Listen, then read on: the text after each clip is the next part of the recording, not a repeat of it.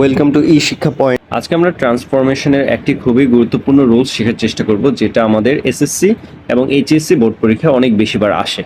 দেখো, প্রথমে হচ্ছে রুলস দেওয়া আছে, তারপর হচ্ছে এক্সাম্পল দেওয়া আছে। আচ্ছা, আমরা প্রথমে রুলসগুলো পড়ার চেষ্টা করি। এই তিনটা রুলস যদি পড়ো তাহলে একবারে 6টা রুলস হয়ে যাবে। দেখো, প্রথমে সিম্পল সেন্টেন্সে যেটা দেওয়া আছে, ইনস্পাইট অফ থাকতে পারে, অথবা ডেসপাইট থাকতে পারে, অথবা নট উইথস্ট্যান্ডিং থাকতে পারে। এগুলোর মিনিং হচ্ছে সত্ত্বেও। এরপর থাকবে পসেসিভ ফর্ম। এখন পসেসিভ ফর্মটা কি, এটার একটা চার্ট তোমাদের দিয়ে দিলাম, এটা দেখে নিও। তারপর হচ্ছে নাউন থাকতে পারে, অথবা বিইং থাকতে পারে, অথবা মেইন ভার্বের সাথে আইএনজি থাকতে পারে, যেটা আমরা ভিং লিখেছি। তারপর অ্যাডজেক্টিভ থাকবে একটা কমা, তারপর এস প্লাস বি প্লাস ও। এখানে এস প্লাস বি প্লাস ও মানে হচ্ছে সাবজেক্ট ভার্ব অবজেক্ট। এখন এটা আমরা কমপ্লেক্সে কিভাবে নিব, যেহেতু ইনস্পাইট অফ ডেসপাইট দেখে আমরা বুঝে গেছি এটা সিম্পল সেন্টেন্স, তাই এটা কমপ্লেক্সে নেওয়ার সময় আমাদের দো অথবা অলদো যে কোনো একটা আনতে হবে। এখন এই দুটার মানে কি, দো অলদো এর মানে হচ্ছে যদিও। তারপর হচ্ছে পসেসিভটার হচ্ছে সাবজেক্টিভ ফর্ম, এখানে বসাবো subject plus verb plus object, তারপর কমা এস প্লাস বি প্লাস ও।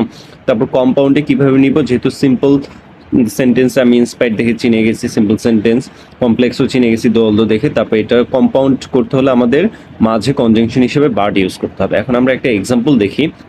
দেখো, প্রথমে সিম্পল সেন্টেন্স বলা আছে, in spite of his illness he went to school. আচ্ছা, এখানে দেখো ইনস্পাইট অফ দেওয়া আছে, তারপর হিজটা হচ্ছে পজিটিভ, হি হচ্ছে তোমার সাবজেক্টিভ ফর্ম, এইটার হচ্ছে পজিটিভ ফর্ম হচ্ছে হিজ।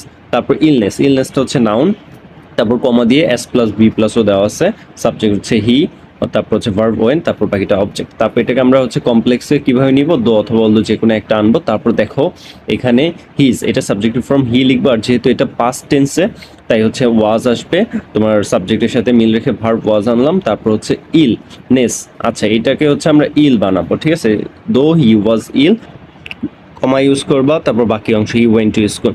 এরপর আমরা কম্পাউন্ডে নিব। দেখো, সিম্পল থেকে কম্পাউন্ড অথবা কমপ্লেক্স থেকে কম্পাউন্ড। কমপ্লেক্স থেকে কম্পাউন্ড বেশ ইজি, দুটো উঠে যাবে, মাঝখানে কমার জায়গায় বাট বসবে। আর সিম্পল থেকে যদি কম্পাউন্ডে নিতে চাও তাহলে হচ্ছে সাবজেক্ট ভার্ব অবজেক্ট, এটা হচ্ছে তোমার বের করে নিয়ে আসতে হবে। কিভাবে, ইনস্পাইট অফটা উঠে যাচ্ছে, হিজ পরিবর্তিত হয়ে হি হয়ে যাবে সাবজেক্টিভ ফর্ম। তারপর টেন্স অনুসারে পর অংশ যেহেতু past, he went to school এটা পাস্টে দেওয়া আছে তাই ওয়াজ আসবে। তারপর ইলনেস থেকে ইল আসবে, তারপর কমা উঠে গিয়ে তারপর কনজাংশন হিসেবে বাট বসবে। এরপর হি ওয়েন্ট টু স্কুল।